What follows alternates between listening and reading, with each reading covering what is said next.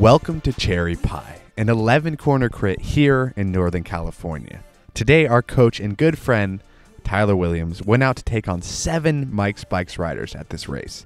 For y'all that don't know, Mike's Bikes is regarded as one of the top domestic elite teams here in California, so he had his work cut out for him. Another name to note before we hop into this race breakdown is Ryan Gorman.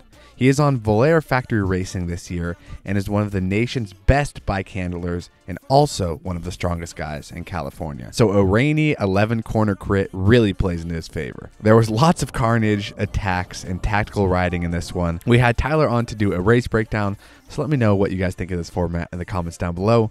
Let's get into it. Okay, Tyler, you're on the start line at Cherry Pie. Thank you for joining us, by the way. How are you feeling? Do you still get nervous for races, by the way? Yeah, I probably get like I do get a little nervous or a little anxious, I think, before every race, but especially this one because I was pretty worried about not destroying myself. This course is very technical and slightly dangerous, especially in the wet. So, yeah, I was a little nervous for sure. It's also first race of the year, which inevitably you have some nerves. That's understandable. Now, you did talk about the wet in this course. Why don't you walk us through these corners that you're just like sending it through right now? Did it take you a second to warm up to these, or do you just kind of? Yeah, there was some line choosing, like this one in particular. If you look in the middle of the apex right there's storm drains, and then on the exit, storm drains. So like if you hit those, you would have been. I mean, I know maybe someone slid even right here. I remember seeing someone slide on the first lap, just ahead of me. But yeah, there was a little bit of just like kind of testing the limit of each corner. And I kind of am not one to just like jump head first into like sending it. I kind of build up, and usually I'll save any risk taking for the very end of the race, which I definitely did in this one. So this is the headwind of the course. So there was like, yeah, it was the finish was rip and tailwind. This is block headwind. But these corners were kind of the sketchiest in some ways, especially this one because yeah, it was like kind of like descending radius and then kicked you out here. And I think I had a pedal strike, if not there, but um, a few laps later. But yeah, it was like this was the easiest spot sometimes to chase because it was just headwind. And then I think I attack here. I think I was just kind of like a little bit testing the waters to see, but also like I also may have totally. Yeah, that corner was the worst one.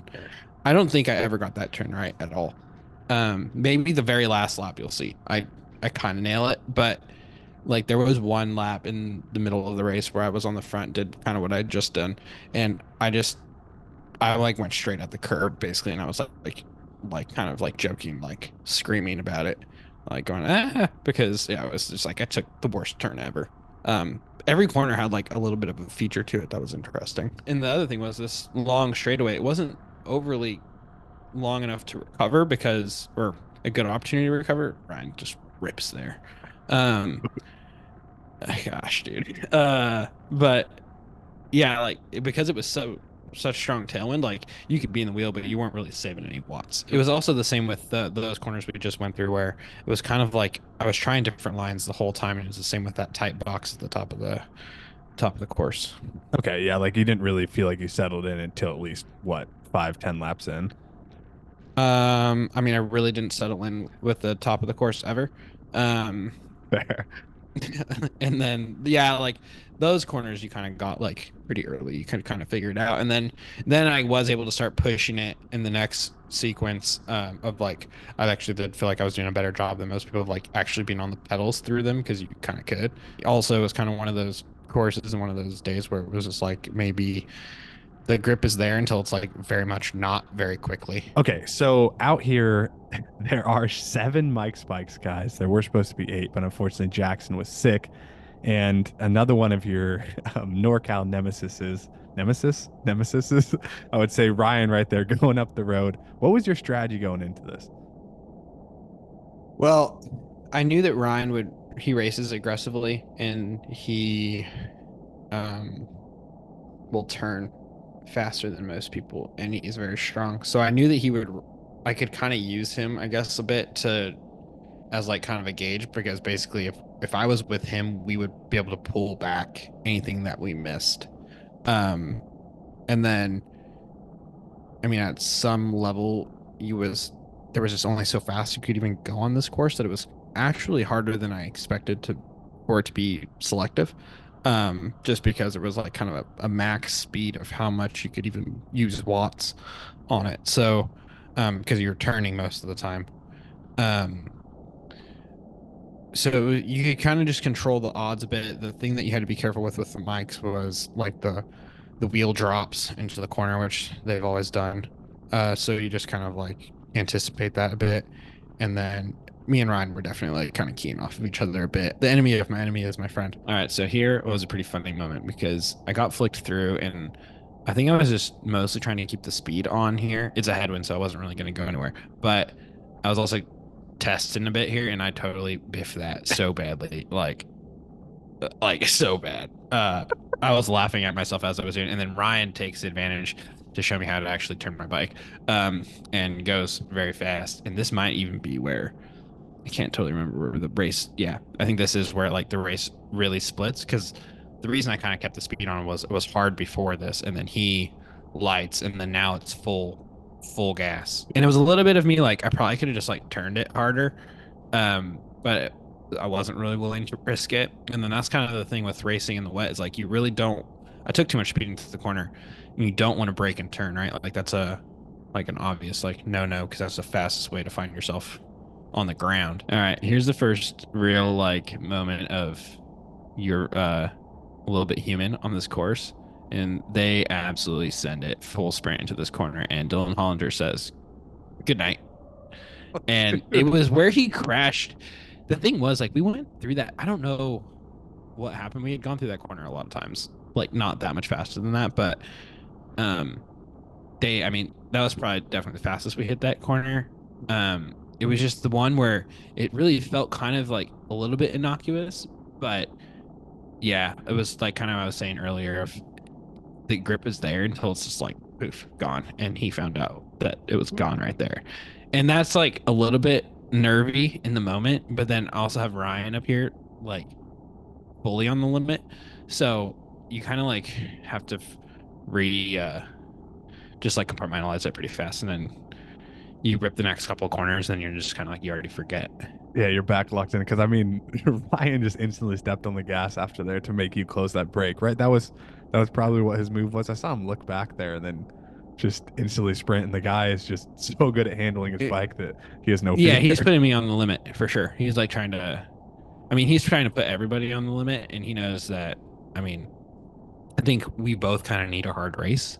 Um, so he was, and I think the other thing that he was doing, and which was good, was we're trying to control the odds a little bit of at least making Mike's work. Like I'm sure if I was gapped off, I don't know what was happening behind me, but I'm assuming a few other guys were also having to close that gap. So everyone's working in that moment. Like he's Yeah. working, but so am I. So is the guys behind me because there's just small little gaps in separation, and he can use his skill. All right, so we're coming into to go now.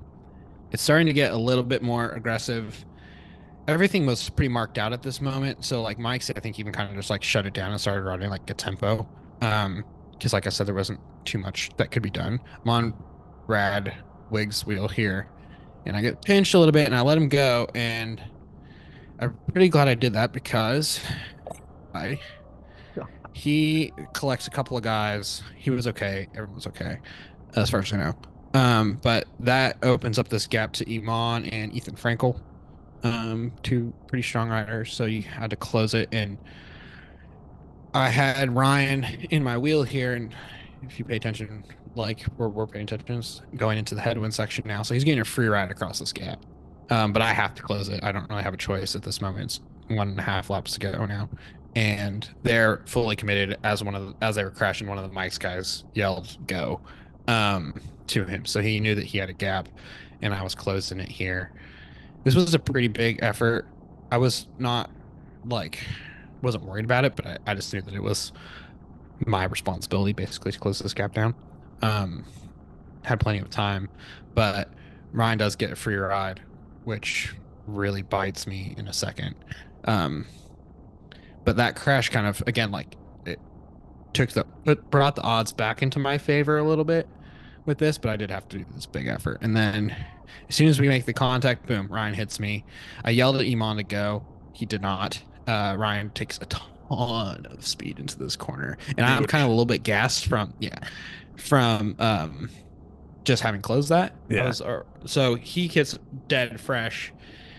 And right here, I was like, oh boy, because you see he launches out of this into the tailwind. And I'm like, okay, here we go. And I have to like kind of like mentally get myself like collected for this moment. Because he gets a really good gap pretty quickly in those corners and hits really hard out of them. And I didn't really have that punch from just having kind of redlined myself. So then now we're coming into one to go. This is tailwind. It's fast. The guys are like Iman and the few other guys that were still in the wheel are getting gapped off at this point. I closed the inside because it was just also like a kink, so it was a little bit shorter. But now it's a pursuit, and I was a little worried initially, and then by here I knew already that I had him. I could feel I could like a little bit manage the gap a bit, and was starting to bring it back, and then now I'm not saving anything in the corners, full risk. He uses like extra road. I didn't need to do that. He was just on the pedals a little faster than me. He really hits this corner well. And so here again, I was like, okay, oops, like I need to really get on it. But now we're into the headwind section. I know I have a little more strength, so now it's kind of back playing into my favor. And I'm trying to measure the timing of this now to where I know that I can close this, and I know that he's full commitment. And this is the thing of like being the chase or not the chased, is I can now judge this effort a lot more. So I just kind of am managing it and bringing it back slowly now, making sure that he's redlined, because now I know that I'm a little bit in the driver's seat, but I have to nail the corners. If I don't nail the corners or I crash, then it's game over. But I hit these corners really well. And so I brought a little bit of free time back there, and then now still into the headwind. He's looking back. He's sprinting, fully committed. And it's a full-on pursuit at this point. No one's in my wheel. So, and I finally hit these corners well right now. And this was kind of like the game over. Yeah. I told you I saved it for the end. But I nailed these corners. I was taking a little tighter line through here, which was a little faster actually. And then now, now it's like, okay, we have like 300-400 meters to the sprint or to the finish. He hits that cone right there because he was on the limit. But I didn't hesitate once I got there. I straight away knew he was redlined. I knew there was no draft in my wheel, so I just hit it straight over the top directly. Smart. And tried to like just sit him down then, which did. And then, I mean, I think right here I knew I had it, and I sat down. But it was kind of a weird finish to the race because it was like a pursuit. There's the finish line. So yeah, it was like a pursuit rather than like a peak climax kind of thing. It was like really drug out, kind of like a weird effort. Because the 5-minute power on it was actually like pretty significant considering how much time you don't spend pedaling on that course. Yeah, like because I mean you're coasting through a lot of those corners. There's some you can't really pedal through, and then it's just like you're snapping 800 900 out of some of those corners just to yeah. I think the max was like 1200, but I think that was like when I really stepped on it, or maybe out of like I think it was even maybe in the 5-minute max was like closing it after that initial crash, and then it was really like a very diesel-y type effort all the way to the line. That's crazy. And I'll show the slow-mo of the finish. It was crazy. Like I don't think I've ever seen a field like that finished that strung out. Like, I mean, there's a gap from 1 to 2, 2 to 3, 3 to 4, 4 to like.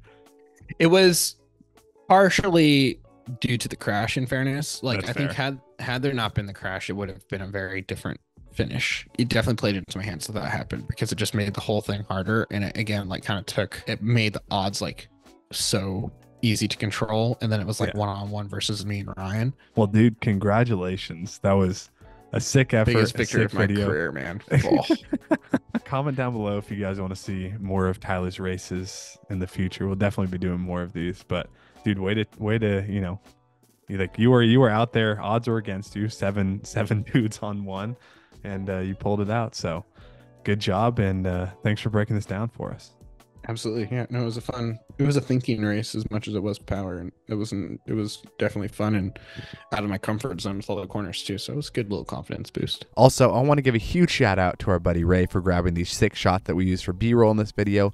This race happened while I was at Valley of the Sun in Phoenix, Arizona. So we hired Ray to go collect these amazing shots for us that you see. If you want to hire Ray, check out his Instagram at FixieRay. I'll pop it up on the screen right here. Also, he asked that we shout out this charity. They are raising money for this young girl named Elizabeth. She was recently diagnosed with EBV, and she is currently undergoing chemotherapy and will soon receive a blood and bone marrow transplant. So if you wouldn't mind checking out the GoFundMe linked in the top of this video's description, that would be amazing. As for channel updates, I'm currently in Tucson competing in the Tucson Bicycle Classic. These videos will drop this next week. It has been very fun, but also some of the hardest racing I have done in my career this far. And then once I get back home, we have some very fun things planned to go film. Be sure to subscribe if you haven't already. Also, thank you so much for the support lately. The channel is growing to a spot I didn't even really imagine ever. Like, yeah, I don't know. So I appreciate it. Let's keep it rolling, and I will see you guys in the next one. Peace.